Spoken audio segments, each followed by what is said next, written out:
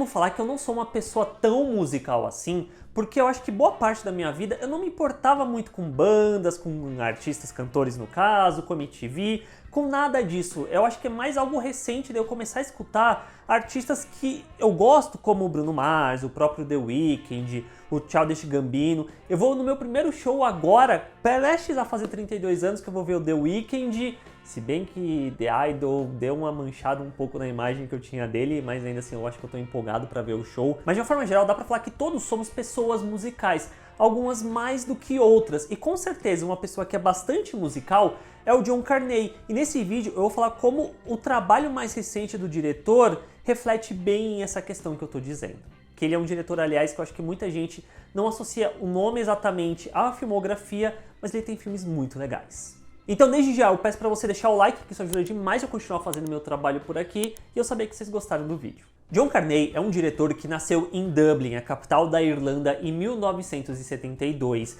E Dublin tem um papel muito importante na carreira dele de uma forma geral, que é uma localidade recorrente na maioria dos seus filmes. Mas antes de eu chegar nos filmes em si, é interessante ressaltar o fato de que antes de ter se tornado diretor, ele foi baixista numa banda irlandesa chamada The Frames, que é uma banda que existe até hoje e que nasceu ali em Dublin, então tudo meio que volta a esse lugar. Mas foi justamente ali fazendo parte na banda no começo da década de 1990 que o John Carney começou a dirigir alguns clipes para a banda e acabou tomando gosto por isso. E ele seguiu por esse caminho lançando seu primeiro filme em 1996, chamado November Afternoon, no qual ele compôs a parte ali da trilha sonora de jazz. Mas pro foco do que eu quero abordar para esse vídeo, a gente pula uma década para frente, quando foi lançado Once, ou como foi traduzido aqui no Brasil, Apenas Uma Vez, que foi o filme que de fato meio que destacou o diretor pro grande público, ou para uma parcela de um público grande, em que ele teve a ideia de fazer esse filme a partir de uma anotação que ele teve de um músico de rua conhecendo uma garota e dando para ela um piano. O Glenn Hansard, que era na época e até hoje continua sendo membro do The Frames, ele ia apenas compor algumas músicas para o filme que ia ser protagonizado pelo Cillian Murphy. Hoje em dia, o cara do Peaky Blinders, do Oppenheimer, ele ia ser o protagonista desse filme, sendo que ele já havia protagonizado o filme anterior do John Carney. Em entrevista, o Glenn Hansard comentou que muito do que tem no filme é inspirado na história própria dele, com a parte ali da garota inventada. Garota essa que o John Carney estava com dificuldade ali de encontrar protagonista, e o Glenn achou que a Markéta Irgilova, que é uma compositora, que é uma cantora também, funcionaria bem para esse papel, e a forma que ele encontrou de tentar convencer o John Carney foi dele, junto com ela, meio que comporem uma demo para convencer o John Carney. Só que no meio do processo, o Cillian Murphy teve que sair do projeto,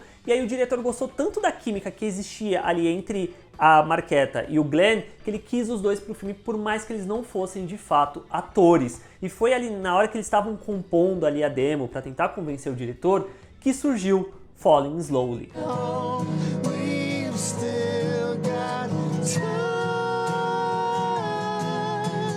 Once, pra mim, dentro dessa quadrilogia do diretor, ou melhor, colocando mesmo trilogia, porque antes do lançamento de Florian Sun, na época do Sing Street, eu li entrevistas dele falando sobre essa trilogia não intencional que ele acabou fazendo. Pra mim, o Once é o mais experimental dos três até então, porque é um filme com baixo orçamento que faz com que ele tenha que buscar outras alternativas para contar essa história, e isso acaba sendo conferido ao filme basicamente um caráter documental na forma como ele é filmado, que talvez traga ele para uma realidade muito mais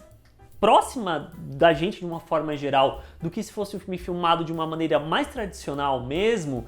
E a utilização também de não atores, eu acho que contribui muito para isso, mas dentro desse filme, lá em 2006, já dava para ver muitos desses elementos que compõem esses filmes musicais do diretor, que foram sendo aperfeiçoados filme após filme, principalmente na forma como ele usa a música para levar a narrativa para frente, para desenvolver os seus personagens, e como ela surge de uma maneira, ao meu ver, que é uma forma de uma linguagem de amor, por assim colocar, que ela é esse elemento de conexão entre as pessoas, entre os personagens que a gente está acompanhando.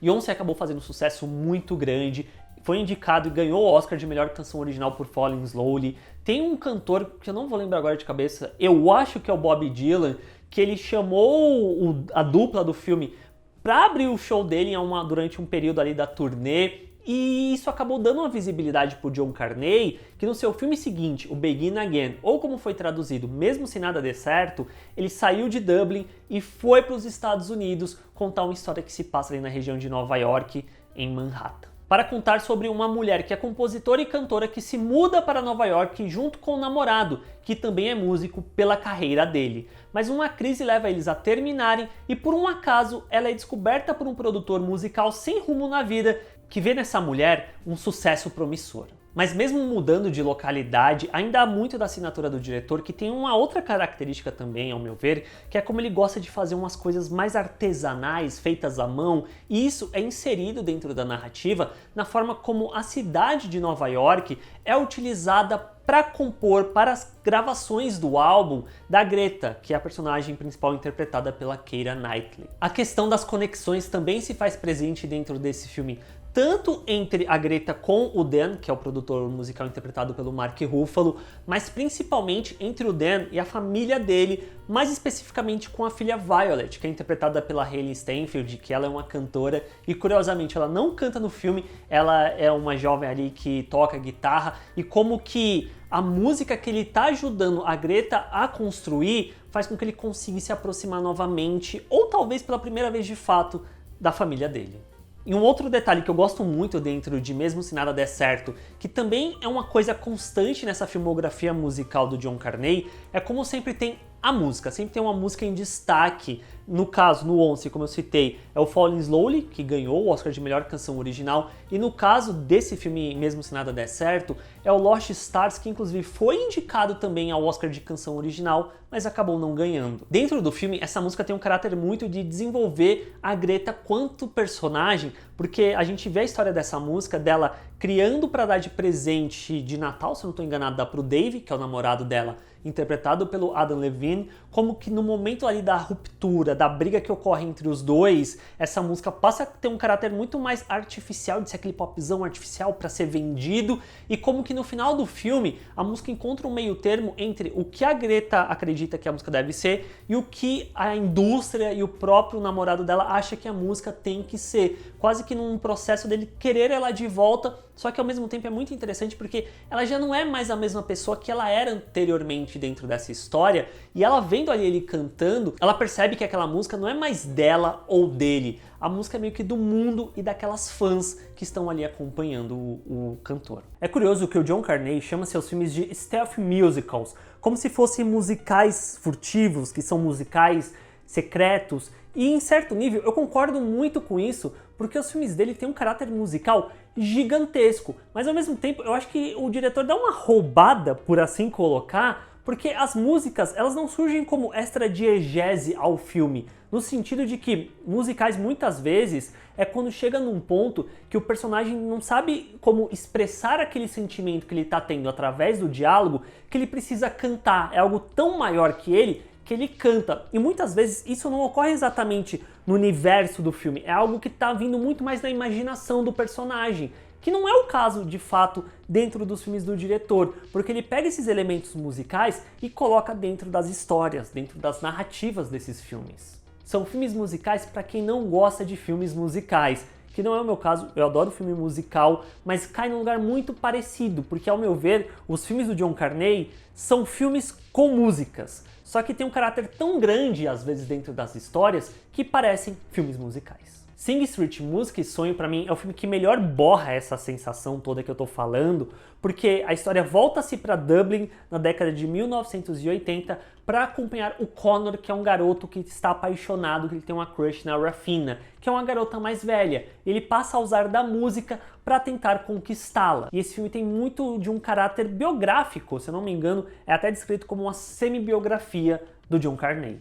E como eu disse, tem a questão de cada filme meio que evoluindo essa fórmula, essa assinatura do diretor. E pra mim, Sing Street é o mais redondinho e mais divertido de se acompanhar dessa trilogia até então do diretor. Porque eu acho que todo esse caráter do Connor ali na década de 80, descobrindo sobre bandas e músicas, estilos musicais, isso refletindo na forma como ele se veste e como a banda que ele cria vai fazendo os clipes, acaba sendo muito legal de acompanhar e traz também todo esse caráter artesanal que eu citei até então, e talvez seja o que maior explora esse sentido, mas ao mesmo tempo é um filme que fala sobre conexões, e dentro de Sing Street tem inicialmente a conexão ali entre o Connor com o irmão dele, que está apresentando ali a princípio essa coisa musical pro Connor, e ele vai tomando gosto por isso, mas principalmente entre a relação do Connor com a Rafina, que traz esse lance da conquista da música surgindo como esse elemento romântico que estava lá em Once, que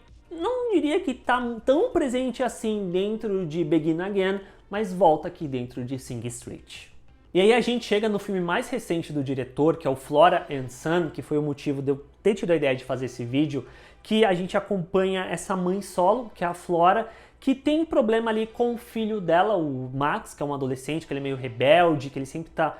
envolvido em problemas, e ele pode ser mandado para um internato, para um reformatório por um tempo, ele pode ser preso, e o policial sugere para Flora que o Max encontre um hobby, e aí eventualmente ela encontra um violão jogado no lixo, surrado, ela acha que a música pode juntá-los. Flora and Son surge após a trilogia do John Carney com uma perspectiva um pouco diferente de como contar essa história, por mais que eu sinta que a música ainda está muito inerente a essa narrativa, dessa busca por conexão de novo entre a mãe e o filho, onde o Max é esse garoto mais ligado ao rap, a compor suas próprias batidas, e aí a Flora encontra no violão uma chance de tentar se aproximar dele e até mesmo de levá-la numa jornada de aceitação. Eu sinto que esse filme ele é contado por uma perspectiva um pouco diferente em relação aos 3 filmes anteriores que eu citei. E ao meu ver, isso vem a princípio muito da escolha da Flora quanto protagonista, que ela, ao contrário dos filmes anteriores, não é exatamente uma personagem tão ligada à música, ela não trabalha com música, ela tá fazendo algo meio que porque sim, e ela gosta disso, mas não é no nível do Connor, por exemplo, também, que está se investindo muito nessa questão de fazer os clipes, ele gosta muito daquilo, que talvez ele queira seguir como carreira. Não é exatamente o caso da Flora. Eu acho que isso acaba refletindo muito na importância da música dentro do filme, e curiosamente, eu pesquisando, eu caí numa entrevista do John Carney para IndieWire, na época do lançamento de Sing Street, lá em 2016, que é perguntado para o diretor se ele faria um outro filme musical após o Sing Street, ao passo que ele responde que talvez ele faria um outro filme onde a música não tivesse um papel tão grande, tivesse uma importância menor para a narrativa. Eu sinto que essa vontade que ele teve naquela época é refletido aqui em Flora and Son, que por mais que não seja o meu filme favorito do diretor, eu acho que ele tem alguns momentos muito interessantes da forma como ele conta essa história, envolvendo a música principalmente, onde uma das mais bonitas é como ele mostra a forma como a música quebra distâncias, diminui barreiras, por assim colocar, porque a gente vê que tem a Flora aprendendo ali a tocar com o professor dela, que é o Jeff, que está nos Estados Unidos, e toda vez que ele vai tocar para ela, a forma como a câmera gira e ele está no mesmo lugar que ela, é muito bonito, que acabou me remetendo a algo que tem também em Begin Again, no Mesmo Se Nada Der Certo, em que o produtor musical, a visão que ele tem, a forma como o filme passa isso, de tornar a música da Greta, que parece uma música boazinha, em algo muito maior, quando ele consegue vislumbrar os outros instrumentos ajudando a compor aquela música, tem esses elementos nos filmes do John Carney que vão para esse lado mais onírico, mais fantasioso, que eu gosto demais. Maybe we should meet in the middle.